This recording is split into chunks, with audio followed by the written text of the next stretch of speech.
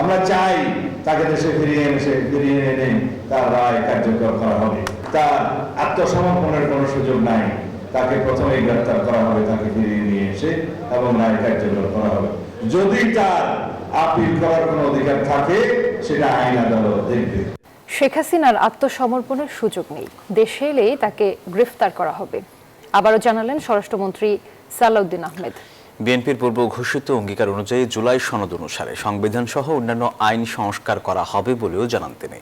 রাজধানীতে এক অনুষ্ঠানে এসব কথা বলেন স্বরাষ্ট্রমন্ত্রী।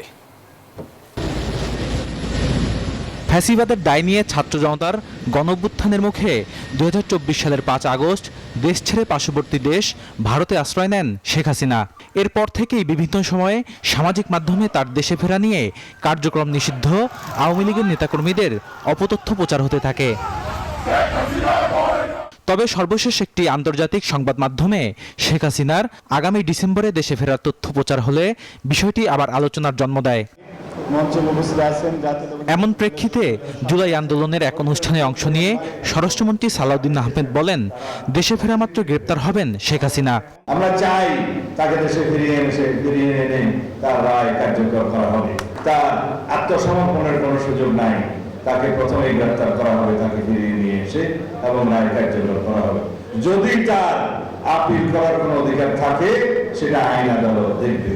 এ সময় সংবিধানের আর্টিকেল 47 অনুযায়ী রাজনৈতিক দল হিসেবে আওয়ামী লীগকেও বিচারের মুখোমুখি করা যাবে বলে জানান তিনি।